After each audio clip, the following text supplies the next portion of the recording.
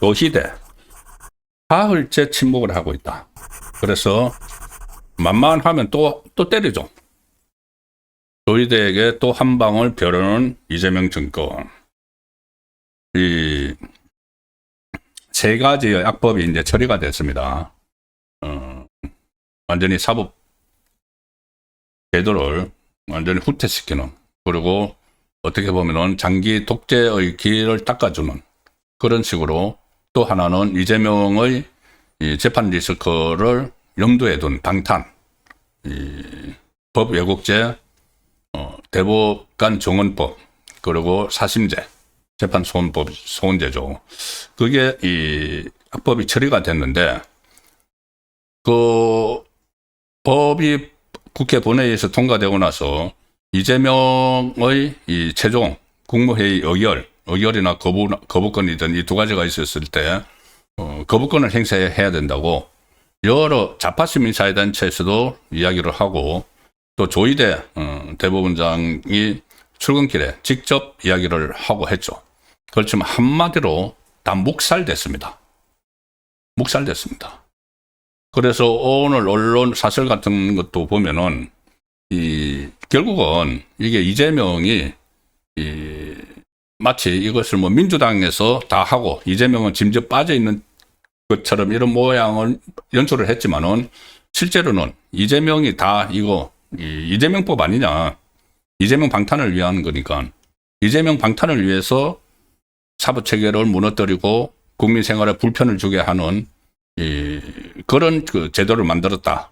왜냐하면은 그 많은 이 좌파 시민사회단체들 중에서도 이것을 한 번 더 수기를 해야 된다. 완전히 없애자는 말은 안 합니다. 이 좌파 쪽에서는.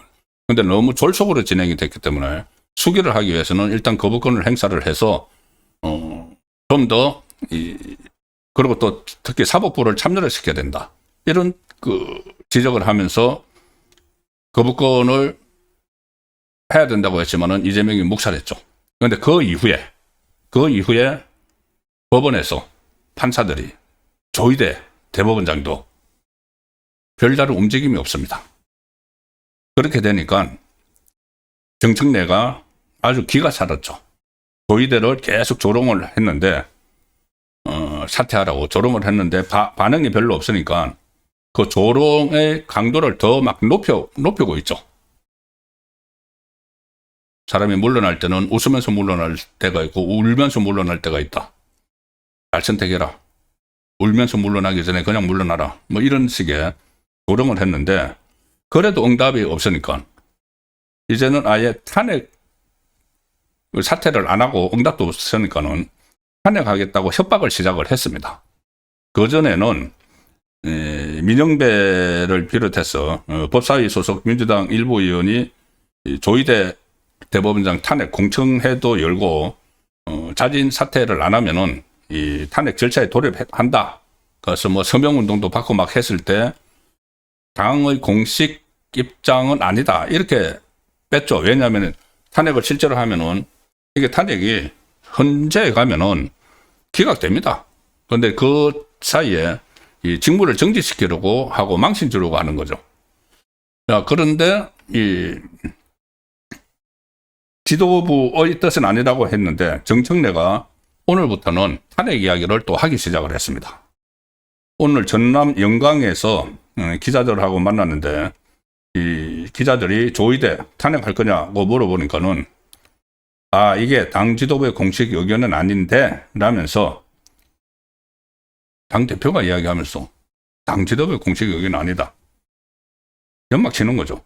그러면서 당 소속 의원들의 요구와 국민적 열망이 있는 만큼 의원총회를 통해 의견을 수렴하겠다. 조희대 탄핵에 대해서. 빨리 사퇴 안 하면은, 이 말로 할 때 사퇴 안 하면은 강제로 쫓아내겠다는 이야기인데, 그러면 이제 역풍이 우려가 되니까 계속 조롱하고 급박해서 사퇴를 유도하는 것이죠. 자, 여기서 저희들이 집중적으로 봐야 될 게, 도대체 사법부는 이렇게 만신창이가 되고 조롱당하고 야유당하고 대법원장의 건의가 땅에 떨어지고 하는데도 왜 이렇게 조용하냐? 그런 겁니다. 네, 오늘 문화일보가 그 분위기를 짚었습니다. 자, 문화일보 기사입니다. 사법 3법을 강행을 해도 판사회의 한번 못 열었다. 판사회의 한번 못 열고 있다. 사법부가. 법왜곡죄, 재판소원제 도입, 대법관 정원 등을 핵심으로 이 세 개 법안이 공포 시행이 이제 임박했죠. 뭐 국무회의 의결까지 다 했으니까. 그런데 사법부가 극도의 무력감에 그냥 빠져버렸다. 나중에 국민들에게 다 피해가 가는 일입니다. 이 판사들이 이렇게 무력감을 보이면은 1987년 이후를 기준으로 해도 87체제 그 헌법으로 기준으로 해도 39년 만에 사법 체계가 완전히 뒤바뀌어 버리는 그 과정에서 사법부가 완전히 배제됐는데, 그리고 또 이 정청래를 비롯해서 대법원장 탄핵 이런 것을 막 위협하고 있는 그 상황에서 또 무기력하게 그냥 있다.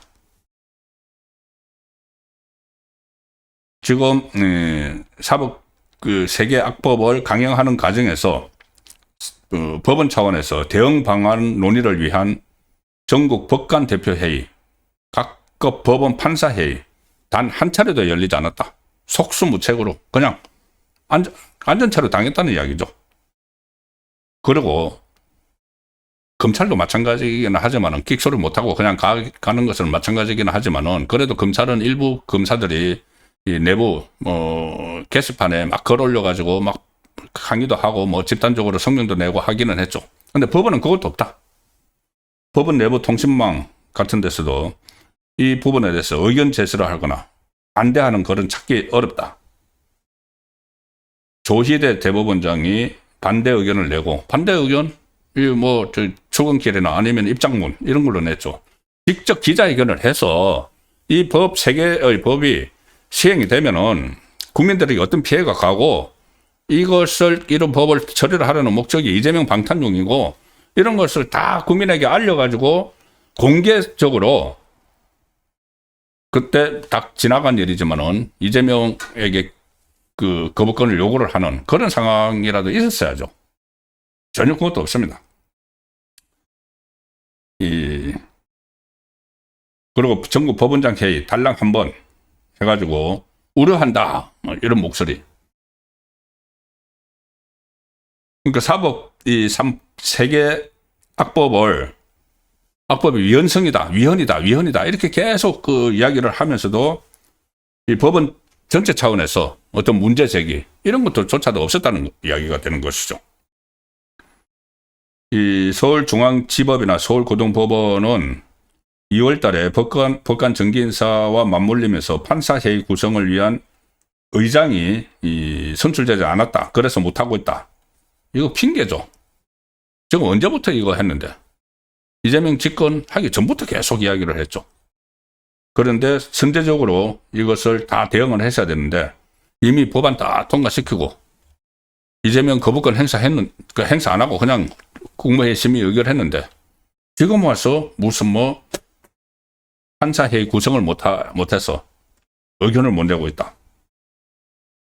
이런 이야기를 하는 겁니다. 그리고 가장 여기서 앞장서서 자기 몸을 불살라서 정말 사법부를 지켰어야 될 조희대 대법원장이 오늘도 출근길에 그전에는 이제 그 이재명이 거부권 행사하기 전에는 출근길에 한마디씩이라도 했는데 오늘도 출근길에 기자들이 물어봤습니다.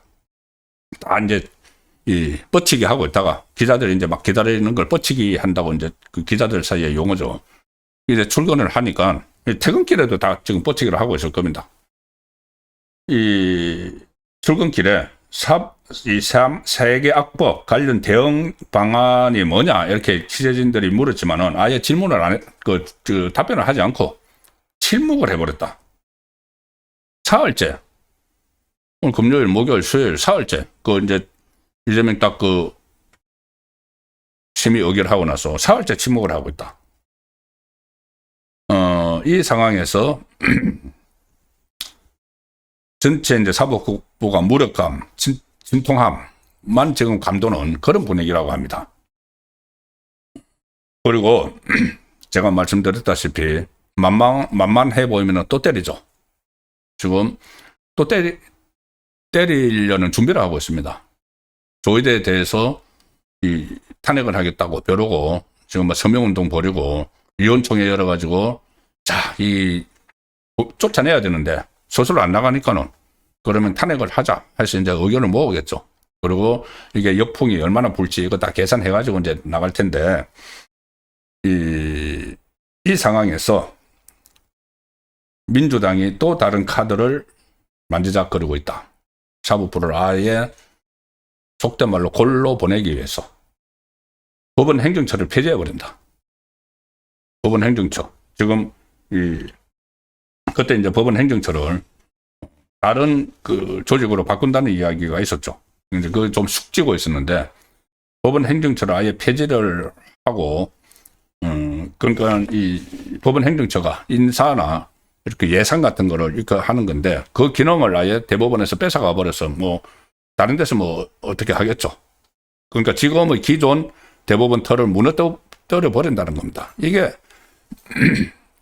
하나는 대법원을 이렇게까지 하는 것은 하나는 어떤 보복을 위한 것이고 이재명에 대해서 유죄 취집하기 한송했다고 보복을 하는 것이고 그 다음에 하나는 이재명의 5개 재판 임기 중에 또는 임기 중에 열리지 않더라도 임기 후에라도 열어야 되니까 퇴임하고 나서라도 열어야 되니까 거기에 대해서 안전판을 마련하기 위해서 대법원을 이렇게까지 궁지박산을 만들고 있는 거죠. 그 상황에서 또 법원 행정처를 폐지해버리고 또 하나 있습니다. 고위 법관 출신 변호사 개업 및 수임 제한 이것도 또 법으로 그러니까 대법관을 지낸 사람들에 대해서는 개업하는 것을 변호사 개업하는 것을 제한을 하고 일정 기간 어떤 수임 관련 사건 수임을 제한을 한다. 그러니까 이게 결국은 대법관들 길들이기죠. 길들이기를 위한 또 다른 지금 입법 카드까지 만지작거리고 있습니다. 그리고 또 하나 이 판사들이 얼마나 무력한가. 지금 헌법재판소는 신이 났죠. 왜냐하면은 사심제가 돼서 대법원까지 1, 2, 3심을 해도 거기서 마지막에 헌법재판소로 다시 갈 수가 있는 재판소원제를 이제 도입을 했으니까. 그러면은 헌법재판소는 대법원의 상위 기구가 돼버리는 겁니다. 졸지에. 헌법재판소가 대한민국 최고의 법률기관이 돼버린 거죠. 대법원에서 1, 2, 3심 다 해서 뭐 유죄를 해도 헌법재판소 오면은 무죄로 해버릴 수가 있다. 다른 이재명 1, 2, 3심, 3심에서 저렇게 막 그 장치를 해놨어도 그래도 유죄가 나오면은 좌파가 장악하고 있는 헌법재판소에서 다시 들여다봐서 무죄로 만들어버려. 그거죠. 그러니까 헌법재판소는 완전히 신났습니다.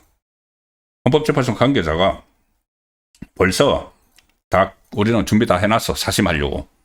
중경급 연차의 헌법연구관을 투입해서 재판소원 전담 사전심사부를 운영을 하기로 했다. 인력 배치도 다 마쳤다. 이거 다 이제 통과시킨다고 다 알고 있고 어차피 그 헌법재판소장 이재명이 임명한 김상환이죠. 과거 그 이재명 이 경기도지사 선거 그때 대법원에 갔을 때 그 건순일 재판 거래했었을 때 그때 이재명 무죄 쪽에 손을 들어줬던 그 김상환을 헌법재판소장으로 만들어놨고 그러면 서로 교감이 있는 거죠. 다 이제 이게 사심제가 된다고 하고 준비 다 해놓고 인력 배치까지 다 마쳤다는 겁니다. 이게 지금 통과된 게 언젠데 현재는 이 재판 소원 사건 이름을 재판 취소다 이렇게 붙이고 사건 번호도 이 헌법 소원 사건에 부여되는 헌마 이런 식으로 하기로 다 지금 다 벌써 이제 다 그 출발을 했습니다. 그리고 이 상황에서 저번에 제가 한번 소개를 들었죠. 헌법재판소에 이 판사들이 많이 파견이 돼 있는데 판사들이 중추적인 역할을 하면서 돕고 있는데 박영 판사를 저는 철수해야 된다는 주장도 나왔다. 그런데 그 주장도 이제 없어졌습니다. 완전히 이 권력에 굴복을 해버리는, 그리고 그렇게 오랫동안 이어져 왔던 사법체계가 무너지는데도 거의 뭐 수수방관하는 그런 지경에까지 왔죠. 유일하게 지금 이 명예를 회복할 수 있는 거는 이제 다른 건 없습니다. 뭐 이재명 그 거부권 행사 요구하는 것도 이제 열차 떠나버렸고, 이재명 재판 재개해야죠. 더구나 이재명 쪽이 지금 뭔가 위기감을 느꼈는지 공소취소에 총력을 다 쏟고 있지 않습니까? 그러면 공소취소할 게 아니고, 공소취소를 하겠다는 이유가 뭡니까? 바로 검찰이 기소를 조작했다는 거죠. 그럼 검찰이 기소를 제대로 했는지 잘못했는지 판단하는 건 판사들이죠. 재판이죠. 그러면은 이재명 재판을 해야 되는 거죠. 공소취소를 할 게 아니라. 그걸 법원에서 조희대 대법원장이 지금이라도 그런 쪽으로 방향을 정해서 가면은 그나마 지금 남은 유일하게 조희대 대법원장이 제 역할을 했다고 나중에 역사의 평가를 받을 수 있는 길이 아닌가 싶습니다.